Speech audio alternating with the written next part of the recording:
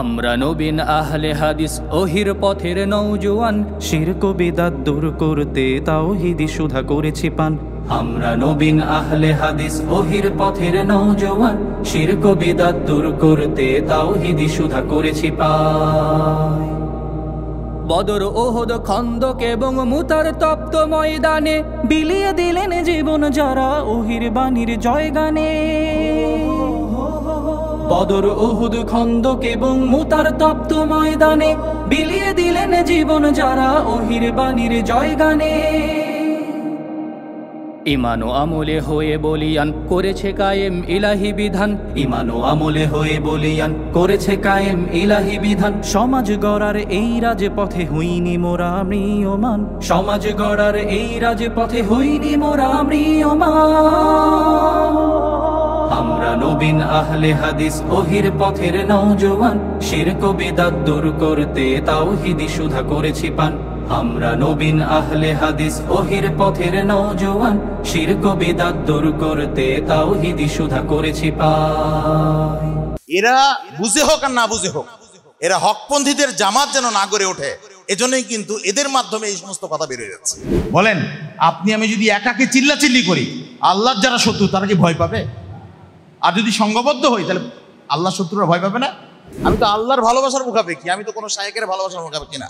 তোমরা পরস্পর দলে দলে বিভক্ত হয়ে না, আর ইখতিলাফ করো না, মতানৈক্য করো না। বাংলাদেশে তো অনেকগুলো ইসলামী দল আছে, তো সবগুলো দলই তো নিজেদেরকে দাবি করছে তারা হক দল, তাহলে আমরা এবার কেন নিজেদেরকে আলাদাভাবে আরো বেশি হক দল দাবি করছি? আহলে হাদিস আন্দোলন বাংলাদেশ, আসুন পবিত্র কুরআন ও সহিহ হাদিসের আলোকে জীবন গড়ি। আসসালামু আলাইকুম ওয়া রাহমাতুল্লাহি ওয়া বারাকাতুহু। আলহামদুলিল্লাহ ওয়াসসালাতু ওয়াসসালামু আলা রাসূলিল্লাহ ওয়া আলা আলিহি ওয়া সাহবিহি আজমাইন ওয়া মান তাবিআহুম বিইহসানিন ইলা ইয়াউমিদ্দিন, আম্মা বা'দ। ফাউযু বিল্লাহি মিনাশ শাইতানির রাজীম, বিসমিল্লাহির রহমানির রহিম। ওয়া ক্বালা আল্লাহু তাআলা ওয়ালা তাকুনু কাল্লাযীনা তাফাররাকু ওয়া ইখতালাফু মিন বা'দি মা জাআহুমুল বায়্যিনাত ওয়া উলাইকা লাহুম আযাবুন আযীম। সূরা আল ইমরান 105 নম্বর আয়াত। বাংলাদেশ আহলে যুব সংঘ রাজশাহী পশ্চিম সাংগঠনিক জেলা কর্তৃক আয়োজিত আজকের এই যুব সমাবেশ 2025-এ উপস্থিত বিভিন্ন দায়িত্বশীল বৃন্দ, সুধীমণ্ডলী এবং আমাদের আজকের এই আয়োজনের যারা আয়োজক তারা, আজকে যে বিষয়টি আমি আপনাদের সামনে বলতে চাইব তা হলো, আমরা নর্মালি যখনই সংগঠনের কোনো প্রোগ্রামে ডেকে থাকি তখন আমরা সূরা আল ইমরান 104 নম্বর আয়াতটা সবসময় বলে থাকি। সূরা আল ইমরান 104 নম্বর আয়াতে আল্লাহ তাআলা বলছেন যে ওয়ালতাকুম মিনকুম উম্মাহ, তোমাদের মধ্যে একটি দল থাকবে, ইয়াদউনা ইলাল খায়র, যারা মানুষকে কল্যাণের দিকে ডাকবে, ওয়া ইয়ামুরুনা বিল মারুফ ওয়া ইয়ানহাউনা আনিল মুনকার, যারা মানুষকে সৎ কাজের নির্দেশ দিবে আর অসৎ কাজে নিষেধ করবে। এরপরে শেষে বলা হচ্ছে উলাইকা হুমুল মুফলিহুন, আর তারাই হচ্ছে সফল কাম। এই আয়াতটা আমরা বলে থাকি। ঠিক এর পরের আয়াতে কি বলা হয়েছে সেটাই আজকে আমি আপনাদের সামনে বলেই আমার মূল আলোচ্য বিষয়ের দিকে আমি যাব ইনশাআল্লাহ। শুরুতেই আপনার মনোযোগ আকর্ষণ করছি, কারণ নর্মালি যখন মানুষ খায় সায়েন্সের ভাষায়, তো তখন মানুষের শরীরটা মানে মাথার রক্তগুলো ভিতরের দিকে চলে আসে। তখন যেহেতু মাথা থেকে রক্ত নিচে চলে আসে তখন মাথাটা একটু হালকা হয়ে যায়, তখন একটু ঘুম ঘুম লাগে। এটা সায়েন্সের ভাষায় বলছে। আমরাও তো খাওয়া দাওয়া করছি, স্বাভাবিকভাবে আমাদের একটা ঘুম ঘুম আসার ভাব আছে। তো কাজে অনুরোধ করব, আমি যতটুকু সময় আলোচনা করব আপনি একটু মনোযোগ দিবেন ইনশাআল্লাহ। এখন বিশেষ করে বর্তমান সময়ে যে বিষয়টি আমাকে দেওয়া হয়েছে, এই বিষয়টার গুরুত্ব আগেও যেমন বেশি ছিল, আর এখন তো সবচেয়ে বেশি, আরো বেশি গুরুত্ব, আগের চেয়েও বেশি গুরুত্ব এখন। এই জন্য একটি গুরুত্বপূর্ণ বিষয় আপনাদের সামনে আলোকপাত করবো ইনশাআল্লাহ। তো যে কথাটি আল্লাহ তাআলা সূরা আল ইমরানের 105 নম্বর আয়াতে বলছেন সেটার দিকে আমরা একটু লক্ষ্য করি। আল্লাহ তাআলা বলছেন ওয়ালা তাকুনু কাল্লাযীনা তাফাররাকু, আল্লাহ তাআলা বলছেন তোমরা তাদের মতো হয়ে না যারা কি করেছে, যারা দলে দলে বিভক্ত হয়ে গেছে, ওয়াখতালাফু, এবং তারা মতানৈক্য সৃষ্টি করেছে। তাহলে আল্লাহ তাআলা নিষেধ করছেন দুই শ্রেণীর মানুষের মতো হতে। এক, যারা দলে দলে বিভক্ত হয়ে গেছে তাদের মতো আমাদেরকে হওয়া যাবে না। আবার বলছেন যারা মতানৈক্য করেছে তাদের মতো আমাদেরকে হওয়া যাবে না। মিন বাদি মা জাআহুমুল বায়্যিনাত, সুস্পষ্ট প্রমাণাদি আসার পর। তার মানে আমাদের সামনে কি সুস্পষ্ট প্রমাণাদি আছে কি নাই? আছে না? তার মানে পবিত্র কোরআন এবং সহিহ হাদিস হচ্ছে সুস্পষ্ট প্রমাণের সবচেয়ে বড় মাপকাঠি। তাই আল্লাহ বলছেন যে সুস্পষ্ট প্রমাণাদি আসার পরে তোমরা পরস্পর দলে দলে বিভক্ত হয়েও না, আর ইখতিলাফ করো না, মতানৈক্য করো না। তাহলে এখান থেকে আমরা বুঝলাম যে যারা মতানৈক্য করবে বা যারা দলে দলে বিভক্ত হবে তাদের পরিণাম সম্পর্কে বলা হচ্ছে উলাইকা লাহুম আযাবুন আযীম, আর তাদের জন্য রয়েছে কঠোর শাস্তি। তাহলে এটা আমরা জানলাম। তাহলে এখন প্রশ্ন হচ্ছে, সুস্পষ্ট প্রমাণাদিতে আমাদেরকে দলে দলে বিভক্ত হতে নিষেধ করা হয়েছে, ঠিক তার আগের আয়াতেই দেখেন আল্লাহ তাআলা আবার বলছেন যে ওয়ালতাকুম মিনকুম উম্মাহ, তোমাদের মধ্যে একটি দল থাকবে। তাহলে এই দুটো কথার মধ্যে কি আমরা বুঝতে পেরেছি আসলে কি বলতে চেয়েছেন আল্লাহ? এটাকে আমরা বুঝতে পেরেছি কিনা? তার মানে আল্লাহর মূল বক্তব্য হচ্ছে এই যে আল্লাহ তাআলা আমাদেরকে বলছেন যে আমরা যেন অবশ্যই সংঘবদ্ধ থাকি, দলে দলে যেন বিভক্ত না হই। তার যদি আগের আয়াতে নেই তাহলে এই 105 নম্বর আয়াতটা আরো ক্ল্যারিফাই হয়। এর আগের আয়াত অর্থাৎ সূরা আল ইমরানের 103 নম্বর আয়াতের দিকে যদি আমরা যাই, ওখানে আল্লাহ তাআলা বলছেন যে ওয়াতাসিমু বিহাবলিল্লাহি জামিআ ওয়ালা তাফাররাকু, যে তোমরা সকলেই মিলে আল্লাহর রজ্জুকে, আল্লাহর রশিকে সংঘবদ্ধভাবে আঁকড়ে ধরো, ওয়ালা তাফাররাকু, আর পরস্পরে বিভক্ত হয়ো না। তাহলে এই আয়াত থেকে বোঝা গেল যে আসলে আমাদেরকে সংঘবদ্ধ হয়ে থাকার কথাটাই এই 3টি আয়াতে স্পষ্ট করে বলা হয়েছে। দলে দলে বিভক্ত হওয়া বা ফেরকাবন্দি করতে নিষেধ করতে বলা হয়েছে। এখন একটা প্রশ্ন আসতে পারে, তাহলে আমরা দল কাকে বলছি? বাংলাদেশে তো অনেকগুলো ইসলামী দল আছে, তো সবগুলো দলই তো নিজেদেরকে দাবি করছে তারা হক দল। তাহলে আমরা এবার কেন নিজেদেরকে আলাদাভাবে আরো বেশি হক দল দাবি করছি? এ বিষয়ে যদি আমরা আব্দুল ইবনে মাসউদ রাদিয়াল্লাহু আনহু জামাতের ব্যাখ্যাটা নিই, তিনি বলছেন, আব্দুল ইবনে মাসউদ রাদিয়াল্লাহু আনহু তিনি বলছেন আল জামাতু মা ফাকাল হক ওয়া ইন কুনতা ওয়াহদা, যে জামাত তাকেই বলা হয় যারা হকের সাথে সম্পৃক্ত, যাদের সম্পর্ক হকের সাথে।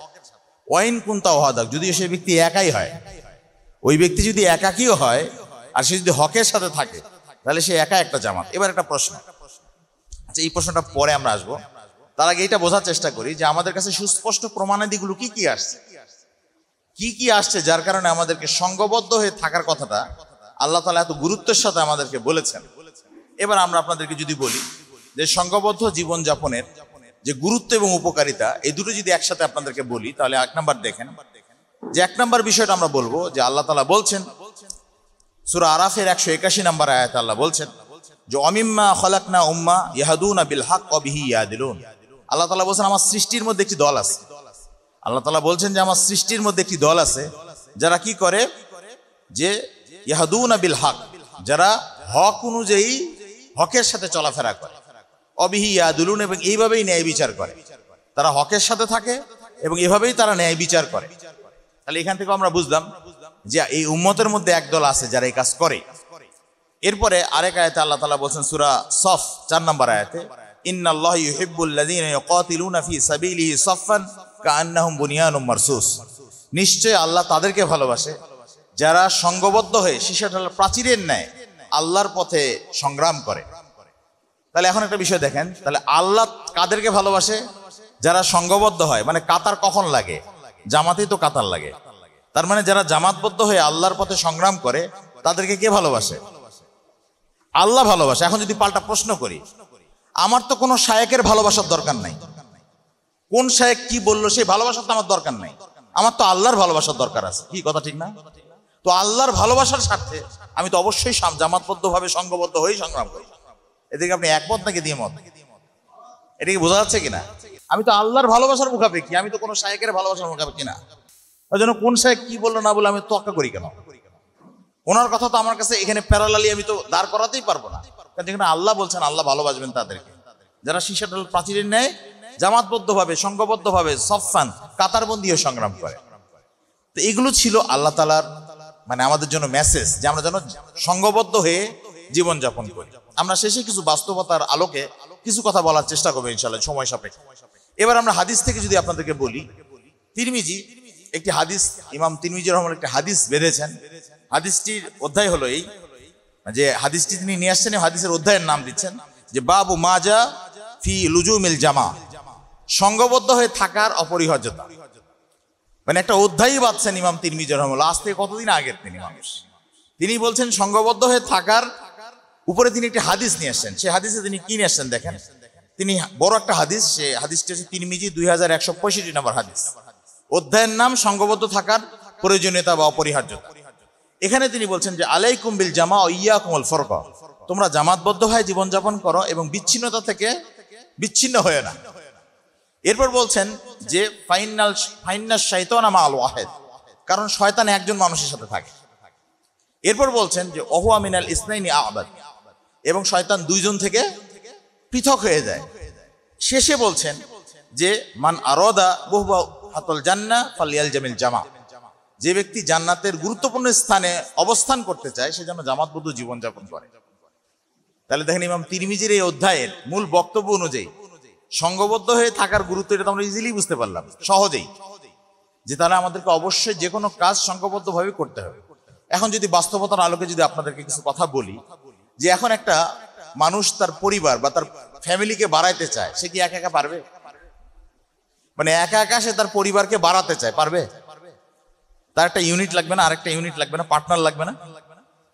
এখন ধরেন একজন ব্যবসা করবে, তো ব্যবসা করতে গেলে ব্যবসার জন্য একটা টিম লাগবে না? ব্যবসায়িক একটা টিম লাগবে না? একজন ধরেন সমাজে একটা ব্যাপক পরিবর্তন করতে চায়, এর জন্য কি সে একা একাই পারবে? এগুলো কিন্তু আমরা সবাই বুঝি, এগুলো আমাদের ফিতরতের সাথে মিশে আছে। যে বলছে সংঘবদ্ধ থাকার দরকার নাই, সেও কিন্তু এর সাথে মিশে আছে, সে কিন্তু এর বাইরে নেই, সে কিন্তু এর সাথে সম্পৃক্ত। কিন্তু এখন সবচেয়ে বড় বিষয় হচ্ছে এই, যে বাংলাদেশের প্রেক্ষাপটে অন্যান্য সমস্ত সেকুলার দল থাকতে পারবে, কোনো সমস্যা নেই। অন্যান্য যে বিদাতি দলগুলো আছে সেগুলোও থাকতে পারবে, সমস্যা নেই। শিরিক যারা করে, যে সমস্ত দলগুলো শিরিকের সাথে ডুবে আছে, ওরাও দল করতে পারবে, কোনো সমস্যা নাই। কিন্তু যখন আহলে হাদিস আন্দোলন বা বাংলাদেশ আলী যুব সংঘ কেউ করবে, তখন আমাদের শায়েখদের মাথা ব্যথা শুরু হয়ে যাবে, এবং তখন তারা বলবে যে না, সংঘবদ্ধ থাকা যাবে না। তাহলে এখন যদি পাল্টা প্রশ্ন করি, তার মানে এরা বুঝে হোক আর না বুঝে হোক, এরা হকপন্থীদের জামাত যেন না গড়ে ওঠে, এজন্যই কিন্তু এদের মাধ্যমে এই সমস্ত কথা বেরিয়ে যাচ্ছে।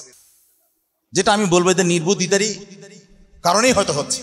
কারণ যদি তারা বুঝতো অবশ্যই সংঘবদ্ধতার গুরুত্ব, তারা এটার অন্তত বিরোধিতা করতো না। হ্যাঁ, আমাদের কাজের বিরোধিতা করা যেতে পারে, কারণ আমাদের কাজে ভুল থাকতে পারে, তো কাজের সমালোচনা হতে পারে, কিন্তু সংঘবদ্ধ থাকার বিরোধিতা করা মানে এটা কিন্তু একটা আত্মঘাতী কথাবার্তা বলা মানুষের সামনে। আল্লাহ তাআলা আমাদেরকে বুঝার তৌফিক দান করুক, আমিন। এবার দেখুন 2 নম্বর যে বিষয়টা আমি বলবো, প্রথম হচ্ছে সংঘবদ্ধতার বিষয়টা বললাম কোরআন এবং হাদিসের আলোকে। এবার আমরা আপনাদেরকে যদি বাস্তব আরেকটু বলি, যে সংঘবদ্ধ থাকলে কি হয়। সংঘবদ্ধ থাকলে ভালো সঙ্গ পাওয়া যায়। আপনারা এখানে অনেকেই জানেন যে সংগঠিত যারা হয় তারা কিন্তু দেখবেন যে তারা কিন্তু ভালো মানুষগুলোই এখানে আসে সাধারণত, 2-1 ইনকেস ভিন্ন বিষয়। তো ভালো মানুষগুলো আসে যেহেতু, এই জন্য সংগঠনে ভালো মানুষ পাওয়া যায়। এই জন্যই রাসূলুল্লাহ সাল্লাল্লাহু আলাইহি ওয়াসাল্লাম হাদিসে বলছেন যে লা তুসাহিব ইল্লা মুমিন, তোমরা মুমিন ব্যতীত অন্য কারোর সাথে মানে সঙ্গ দিও না, সহযোগী হয়েও না। তো কাজেই এখানে আমাদের জন্য শিক্ষা হচ্ছে যে আমরা যেন সবাই মুমিনদের সাথে বন্ধুত্ব স্থাপন করি। আর মুমিনদের মধ্যে যারা বাংলাদেশ আলী যুব সংঘের সাথে সম্পৃক্ত, এরা শিরক বেদাতের বিরুদ্ধে থাকে, তো এদের চেয়েতে কোনো ভালো বন্ধু কি আর হতে পারে? তো এটা একটা মেসেজ। এরপরে রাসূলুল্লাহ আরেকটা হাদিসে বলছেন, আর রজুলু আলা দীনি খলিলি, মানুষ তার বন্ধুর রীতিনীতির মাধ্যমে পরিবর্তন হয়। তাই আল্লাহ রাসূল বলেন ফালইয়ানজুর আহাদুকুম মাইয়ু খলিল, কাজেই তুমি কার সাথে বন্ধুত্ব স্থাপন করছো এটা লক্ষ্য করে দেখো, কার সাথে বন্ধুত্ব স্থাপন করছো খেয়াল করো। আবু দাউদ 4833 নম্বর হাদিস। তাহলে এখান থেকে আমরা জানলাম যে আসলে সংঘবদ্ধ থাকলে ভালো বন্ধু পাওয়া যায়। 3 নম্বর, সংঘবদ্ধ থাকলে ইস্তেকামাত থাকা যায়। যারা দেখবেন সংগঠনের বাইরের লোকজন, তাদের একটা বিষয় খেয়াল করে দেখবেন যে তারা কিন্তু অনেক ক্ষেত্রেই কিন্তু যে কোনো কাজে ইস্তেকামাত থাকতে পারে না। আর যারা সংগঠিত থাকে তারা একটা লোক লজ্জার ভয় হলেও সমাজে কিন্তু ইস্তেকামাত থাকার চেষ্টা করে। যেমন উদাহরণ দিই, আমাদের সংগঠন করে একজন ছেলে, সে কি প্রকাশ্যে একটা বেপর্দা মেয়ের সাথে ঘন্টার পর ঘন্টা দাঁড়িয়ে কথা বলতে পারবে? কেন পারবে না? কারণ সে তো একটা সংগঠনের সাথে আছে, তার অন্যান্য যারা সঙ্গী সাথী তারা দেখে ফেলে, তার জন্য লজ্জার বিষয় হোক। এই জন্য সে চেষ্টা হলো, মানে ইচ্ছা মনের খায়েশ থাকা সত্ত্বেও সে কিন্তু এই কাজটা করবে না। কিন্তু যে সংগঠন করে না সে কিন্তু ইজিলি এই কাজটা করবে, কারণ তাকে তো সে তো ধরাছোঁয়ার বাইরে, তাকে তো কোনো জায়গায় মিটিংয়ে বসে জবাবদিহিতা করতে হয় না। তো কাজে এই জন্য দেখবেন আমাদের যুবকদের কিন্তু অধপতনটা এই ক্ষেত্রে কিন্তু বেশি হচ্ছে, আমরা যেটা দেখতে পাচ্ছি। তো এই জন্যই সংঘবদ্ধ থাকলে আমরা কিন্তু ইস্তেকামাত থাকার সুযোগ পাই। এটা আল্লাহ তাআলা বলছেন যে ইজা লাকিতুম ফিয়াতান ফাসবুতু, যখন তোমরা কোনো বিষয়ে সিদ্ধান্ত নিবে তখন তোমরা সেই বিষয়ে একবারে ইস্তেকামাত থাকবে। তো কাজে আমরা যেন যে সংগঠনে আপনারা জান যে আমাদের লক্ষ্য উদ্দেশ্য নিয়ে যেটা আমরা কাজ করছি, আমরা যেন ইস্তেকামাত থাকতে পারি, আল্লাহ যেন সে তৌফিক দান করেন, আমিন। সংঘবদ্ধ থাকলে আরেকটা যেটা জিনিস হয় সেটা হচ্ছে সামাজিক শৃঙ্খলা রক্ষা হয়। এমন একটা বিষয় যদি বলি, মিলিটারি বাহিনীতে সবচেয়ে বেশি শৃঙ্খলার বিষয়টা গুরুত্ব বেশি, তাই না? চেইন অফ কমান্ড এর গুরুত্ব কিন্তু সবচেয়ে বেশি। অথচ দেখেন ইসলাম কিন্তু এই চেইন অফ কমান্ডের গুরুত্ব সবচেয়ে বেশি দিছে, যেটা আমাদের 5 ওয়াক্ত সালাত তার প্রমাণ। 5 ওয়াক্ত সালাতে ইমাম যখন রুকুতে যায়, এখন যদি মুক্তাদি হয়ে যদি আমি ভাবি যে আমার তো সূরা ফাতিহা পড়া শেষ হয়নি, তো উনি রুকুতে গেছে ওনার সূরা ফাতিহা, তাই তো আমার সূরা ফাতিহা যখন শেষ হবে তখন আমি যাব, সালাত কি হবে? দেখেন এই যে চেইন অফ কমান্ড, যিনি ইমাম থাকেন তার আনুগত্য করতে হয়। অথচ মিলিটারি বাহিনীতে বাধ্যগতভাবে কত যে আনুগত্য তারা করছে বলা মাত্রই, অথচ তার চেয়ে বেশি ইসলামিক অঙ্গনে এই আনুগত্যের গুরুত্ব কিন্তু অনেক বেশি। এটা কি বোঝা যাচ্ছে কিনা? বোঝা যাচ্ছে না? তাছাড়া ইবাদত কবুল হবে না। এই জন্য এই ট্রেনিংগুলো কেন আমরা প্রতিনিয়ত মানে প্রত্যেক দিন 5 বার করি? এখানে আমাদের জন্য একটা ট্রেনিং সেশন, যেন আমরা এই আনুগত্যটা শিখি। আল্লাহ তাআলা আমাদেরকে বোঝার তৌফিক দান করুক। এক্ষেত্রে আমরা দেখবেন যে আজকে সমাজে আনুগত্যহীন পরিবেশ থাকার কারণে সমাজে একজন আরেকজনকে মেরে ফেলছে, অথচ আমরা মুসলমান পরস্পর বিরোধী হয়ে গেছি। আল্লাহ তাআলা তাই বলছেন, ওয়ালা তানাজাউ ফাতাফশালু ওয়া তাযহাবা রিহুকুম ওয়াসবিরু, তোমরা আপোষে ঝগড়াঝাটি করো না। আল্লাহ নিষেধ করছেন আমাদেরকে। সূরা আনফাল 46 নম্বর আয়াত আল্লাহ বলছেন, তোমরা আপোষে ঝগড়াঝাটি করো না। যদি তোমরা আপোষে ঝগড়াঝাটি করো তাহলে তোমাদের যে তেজ, তোমাদের যে শক্তি, এই শক্তিটা উঠে যাবে, এই চেতনা আর থাকবে না। তাই কি হচ্ছে না? এখন যদি বাস্তবে আপনাকে যদি বলি যে আজকে ধরেন ফিলিস্তিনের গাজায় একজন মুসলমান মারা যাচ্ছে, ফিলিস্তিনের গাজায় মুসলমান মারা যাচ্ছে, বা ধরেন আরও অন্যান্য যে রাষ্ট্রগুলোতে মারা যাচ্ছে, সম্প্রতি আরও ধরেন মুসলমান কান্ট্রিগুলোতে ইহুদিরা বোমা মারছে ইত্যাদিতে। তো এখন যদি আপনাদেরকে বলি যে সেখানে এই বোমাগুলো মেরে মুসলমান মারছে, আর আজকে বাংলাদেশে বলতে পারবেন যে পরস্পর মুসলমান ভাই ভাই এরা ঈদের সালাতে একত্রিত হচ্ছে, কিন্তু 2 দলের লোক, কিন্তু বা 2, 4, 5 দলের লোক, এক একজন এক এক দলের লোক, কিন্তু ঈদের সালাতে তারা একত্রিত হচ্ছে। বলতে পারবেন এটা কিসের ঐক্যের প্রমাণ? এটা কি ইসলামী ঐক্যের প্রমাণ নয়? কিন্তু যেমনি সে রাজনীতি করতে যাচ্ছে, তখন সে অন্য মতবাদ মানার কারণে, ইসলামী মতবাদ বাদ দিয়ে অন্য মতবাদ মানার কারণে পরস্পর শত্রু হয়ে যাচ্ছে। এটা কি ঠিক কিনা সেটা বলেন? বাস্তবতা তাই নয়? ঈদের সালাতে একই সাথে সালাত আদায় করছে, একই ইমামের পিছনে আনুগত্য করতেছে, কিন্তু যেমনি রাজনৈতিক অঙ্গনে যাচ্ছে তখন কিন্তু তারা পরস্পর শত্রু হয়ে যাচ্ছে। এজন্যই আমি কালকেও যে পাবনায় এক খুতবায় এই কথা বলার পর একজন অন্তত বলতে মানে বোঝাইতে সক্ষম হয়েছে, যে উনি আরও কেউ বুঝছে কিনা জানি না, কিন্তু উনি এসে বলছেন যে অন্তত এই গণতন্ত্র এবং ইসলামী গণতন্ত্রের এই প্রতারণাটা আলহামদুলিল্লাহ আমি বুঝছি। সে কথাটা আমি আপনাদেরকে একটু বলি, ভালো মনোযোগ দিয়ে শুনবেন। যে আজকে যদি আপনি আমাদের অঙ্গনে এই যে রাজনৈতিক অঙ্গনের কথা চিন্তা করেন, এখানে একটা বিষয় খেয়াল করেন, রাজনৈতিক অঙ্গনে আজকে পরস্পর যে বিরোধী হয়ে গেছে, এটা কি ইসলামের কারণে হয়েছে? তাহলে দেখেন আজকে ইসরায়েল বা ইহুদিরা মুসলমানদেরকে মারছে, এই মারার জন্য তাদের মিলিটারি ব্যয় হচ্ছে না? তাদের সামরিক বাহিনী মরতেছে না? তাদের অর্থ ব্যয় হচ্ছে না? তাদের সময় ব্যয় হচ্ছে না? তাহলে তাদের অর্থ, সময়, মিলিটারি ব্যয় করে তারা মুসলমানদেরকে মারছে। তাহলে বাংলাদেশে কি এমন তারা করছে? বাংলাদেশে কি এমন তারা চাপিয়ে দিছে যার কারণে বাংলাদেশে তাদের আর অস্ত্র ব্যয় করা লাগতেছে না, তাদের সময়ও ব্যয় করা লাগতেছে না, তাদের অর্থও ব্যয় করা লাগতেছে না, আমরাই আমাদেরকে মেরে দিচ্ছি? কি এমন পারমাণবিক বোমার চেয়ে বড় কি আমাদের উপরে চাপিয়ে দিছে? কি এমন পারমাণবিক বোমা তারা আমাদের উপরে দিছে যেই বোমার কারণে আজকে আমরা পরস্পর একই এলাকার পাশাপাশি 2 ভাই, কিন্তু আমরা পরস্পর বিরোধী হয়ে গেছি, একজন আরেকজনকে মেরে ফেলতে দ্বিধাবোধ করছি না কেন? সেই পারমাণবিক বোমার নাম শুনতে মন চাচ্ছে না? শুনবেন নামটা, শুনবেন নামটা, শুনবেন নাকি সেটা বলেন? সেই পারমাণবিক বোমার নাম হচ্ছে গণতন্ত্র। সেই পারমাণবিক বোমার নাম কি? গণতন্ত্র। এই গণতন্ত্র বাস্তবায়ন করতে গিয়ে 2 জন মুসলমান এখন পরস্পর বিরোধী হয়ে গেছে, একজন আরেকজনকে মেরে ফেলতে দ্বিধাবোধ করছে না। কি কথা ঠিক না? তাহলে এর চেয়ে বড় কোনো পারমাণবিক বোমার হতে পারে? যে এটা ওদের অর্থ ব্যয় করা লাগতেছে না, সময় ব্যয় করা লাগতেছে না, এমনি আমরা মেরে দিচ্ছি নিজেদেরকে। এই জন্যই আহলে হাদিস আন্দোলন বাংলাদেশ এবং বাংলাদেশ আহলে যুব সংঘ যেই বিষয়টা আমরা সবসময় আপনাদের সামনে বলি যে আমরা একটা স্লোগানের মাধ্যমে, এই স্লোগানটা একটা কিন্তু মানে শুধু মুখস্থ করা স্লোগান না, এটা কিন্তু একটা বিপ্লব। সেই স্লোগানটা কি? সকল বিধান বাতিল করো, ওহির বিধান কায়েম করো। তার মানে কি? সকল বিধান মানে কি? এই গণতন্ত্র, সমাজতন্ত্র, জাতীয়তাবাদ, এছাড়াও আরো যত ধর্মনিরপেক্ষতাবাদ সহ আরো যত মতবাদ আছে সব মতবাদ বাতিল করো। কোন বিধান কায়েম করো? ওহির বিধান কায়েম করো। এই দিকে আমরা ফিরিয়ে আনতে চাই। সর্বশেষ যে বিষয়টি বলবো, আল্লাহ তাআলা বলছেন যে আমাদের সংঘবদ্ধ কেন থাকতে হবে। আল্লাহ তাআলা বলছেন ওয়াইদ্দু লাহুম মাস্তাতাতুম মিন কুওয়া আমির রিবাতুল খাইলি তুরহিবুনা বিহি আদুওয়াল্লাহ ওয়া আদুওয়াকুম। আল্লাহ তাআলা সূরা আনফাল 60 নম্বর আয়াতে বলছেন যে তোমরা যথাসাধ্য শক্তি সঞ্চয় করো এবং তোমাদের যুদ্ধের জন্য যুদ্ধের ঘোড়াগুলোকে প্রস্তুত রাখো, যুদ্ধের প্রস্তুতি গ্রহণ করো। এই জাহিলি ময়দানে আমাদের জিহাদের জন্য প্রস্তুত থাকতে হবে না? আমাদের মোহতারাম আমির জামাত আমাদেরকে শিখিয়ে দেননি যে মুক্তির পথ কি?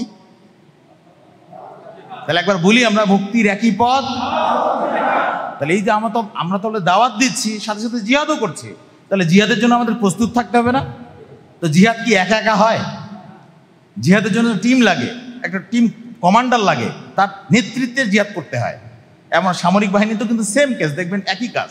কোন একটা হয়তো একটা টিম পাঠাচ্ছে, তার একজন নেতা থাকে, তার নেতৃত্বে বাকিরা কিন্তু আনুগত্য করে। ঠিক তেমনি আমাদেরও কিন্তু একজন নেতা আছেন, তার নেতৃত্বেই কিন্তু আমরা সমাজে দাওয়াত ও জিহাদের কর্মসূচি নিয়েই সব জায়গায় এই কার্যক্রম বাস্তবায়ন করছি। আল্লাহ তাআলা তাই বলছেন তোমরা যথাসাধ্য শক্তি সঞ্চয় করো। এই শক্তি সঞ্চয়ের জন্যই আমরা সংঘবদ্ধ হচ্ছি। এবং আমরা এটা কেন করছি দেখেন, আল্লাহ তাআলা শেষে বলছেন তুরহিবুনা বিহি আদুওয়াল্লাহ, যাতে করে আল্লাহর শত্রুদেরকে আমরা ভয় দেখাতে পারি। বলেন, আপনি আমি যদি একাকে চিল্লাচিল্লি করি, আল্লাহর যারা শত্রু তারা কি ভয় পাবে? আর যদি সংঘবদ্ধ হই তাহলে আল্লাহর শত্রুরা ভয় পাবে না? এরপর আল্লাহ বলছেন ওয়াদু ওয়াকুম, এবং আমাদের শত্রুরাও যেন ভয় পায়। আল্লাহর শত্রুরাও যেন ভয় পায়, একইভাবে আমাদের শত্রুরাও যেন ভয় পায়। আসুন আমরা সবাই মিলে এই বিষয়গুলো বোঝার চেষ্টা করি। সর্বশেষ যে কথাটি বলতে চাইবো যে বাংলাদেশ আলের যুব সংঘ, আপনারা জানেন যে যুব সংঘ 1978 সালের 5ই ফেব্রুয়ারি থেকে নিয়ে এই সমাজে, বিশেষ করে যুবকদের মাঝে, যুবকরা যেন ফিতনায় না পড়ে, যুবকরা যেন ওহির আলোয় আলোকিত হয়, এই লক্ষ্যেই মোহতারাম আমির জামাত প্রফেসর ডক্টর মোহাম্মদ আসাদুল্লাহ আল গালিব স্যার, তিনি কিন্তু এই যুব সংঘ প্রতিষ্ঠার মাধ্যমে যুবকদেরকে একটা সন্ধান দিতে চেয়েছিলেন। আর সেই দিন যদি উনি এটা না করতেন, আমি নিজেও মাঝে মাঝে ভাবি আজকে যদি বাংলাদেশের যুব সংঘ না থাকতো তাহলে তো আন্দোলনের অস্তিত্ব হতো না। আবার একইভাবে আজকে আমরা তাহলে কোথায় থাকতাম, আমাদের অবস্থানটা কোথায় হতো? আজকে তো একটা প্ল্যাটফর্মে এসে আজকে তো আমরা নির্দ্বিধায় আমাদের কথাগুলো বলার সুযোগ পাচ্ছি। আমরা যদি এটা না পেতাম তাহলে কথাগুলো বলতাম কোথায়? তাহলে এবার একটা বাস্তব কথা বলি। গত 5ই আগস্ট বা ধরেন 36শে জুলাই, যেটাই বলেন আপনি, এর মাধ্যমে একটা বিপ্লব হয়েছে, তাই না?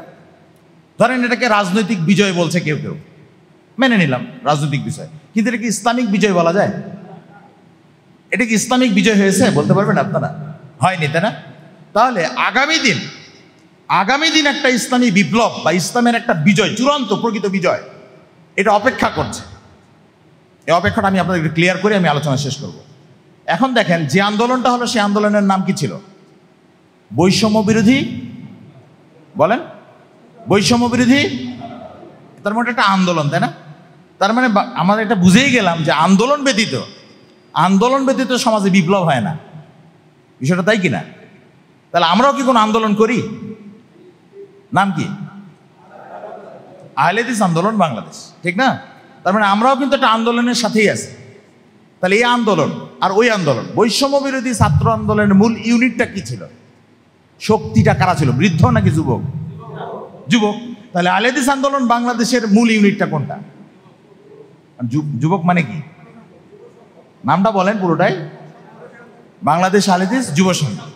তাহলে এখন একটা পাল্টা কথা বলি, এই ছাত্র আন্দোলনে এটা ব্যারিয়ার, আমাদের ব্যারিয়ারটা কোথায়? আমাদের যুবক ভাইদেরকে একটু বলতে চাচ্ছি, ব্যারিয়ারটা কোথায়? ওই ছাত্র আন্দোলনে যে সমস্ত যুবক ভাইরা মাঠে লড়াই করলো, তারা কি জীবন বাজি দিয়ে লড়াই করছিল নাকি করেনি? অথচ এটা রাজনৈতিক বিপ্লবের জন্য, তাই না? আর আমাদের এই বিপ্লবটা, আমাদের এই যে আহলে হাদিস আন্দোলন বাংলাদেশের যে আন্দোলন, এই আন্দোলনের বিজয়ী করার জন্য যুব সংঘের ছেলেরা যদি ভাবে যে আমি জীবন দিব না, আমার যতটুকু সব কাজ করে যতটুকু বাকি থাকবে ততটুকু যেন আমি সময় দিব, তাহলে কি বিজয় কোনোদিন আসবে? তাই আমি মনে করি যে বাংলাদেশের যুব সংঘের প্রত্যেকটা ভাইয়েরা যেদিন এই নিয়ত করে বসবে যে জীবন ও মাল ও জান বাজি রেখে এই সমাজে বাতিল উৎখাত করার জন্য সকল বিধান বাতিল করো, ওহির বিধান কায়েমের জন্য যখন একমত হয়ে যাবে, তখন আরেকটা বিপ্লব হবে। আর সেই দিন ওই বিপ্লবে ইসলামী রাষ্ট্র, ইসলামী খেলাফত কায়েম হবে ইনশাআল্লাহ। এই জন্য আমি অনুরোধ করবো যে আমাদের যুবক ভাইদেরকে তারা যেন নিজের জান এবং মাল বাজি রাখার জন্য প্রস্তুত থাকেন এবং আগামী দিনে আরেকটা বিপ্লব, যেই বিপ্লব যুবকদের মাধ্যমেই হবে, সেটা বাংলাদেশের যুব সংঘের মাধ্যমেই হবে। এইরকম মন মানসিকতা নিয়ে জীবন বাজি রেখে হয়ে এই ময়দানে যেন ঝাঁপিয়ে পড়তে পারি, ইনশাআল্লাহ বাতিল একবারে পালিয়ে যাবে, যেমন নেতারা পালিয়ে গেছে ওই রকম। সকল বিধানগুলো পালিয়ে যাবে বাংলাদেশ থেকে ইনশাআল্লাহ। একমাত্র ওহির বিধান থাকবে, অন্য কোনো বিধান থাকবে না ইনশাআল্লাহ। আমরা সেই দিনের আশা রাখি এবং সেই দিনের দাবি রেখে আপনাদের সামনে, আপনাদের কাছ থেকে আমি আজকে বিদায় নিচ্ছি এবং সেই আশাও রাখছি আজকে আমার জীবনটা সেটা যেন নাও দেখে যেতে পারি। আমি বদরের সেই রকম মুহূর্তের কথা স্মরণ করতে চাই। বদর যুদ্ধে অনেকেই ওই মক্কা বিজয় দেখে যেতে পারেনি, তো তারা কি বিফল হয়েছে নাকি? তাই আমি মনে করি যে আমরাও এই মেজাজ নিয়ে থাকি, আমরা হয়তো মরে যেতে পারি, কিন্তু কোনো না কোনো ভাইয়ের মাধ্যমে বিপ্লব হবে ইনশাআল্লাহ। সেই দিন বিজয় আসবে ইনশাআল্লাহ। সেই আশা রেখেই আমি আপনাদের কাছে সেই আশাবাদ ব্যক্ত করেই আজকে আমি আমার আলোচনা এখানেই শেষ করছি। আসসালামু আলাইকুম।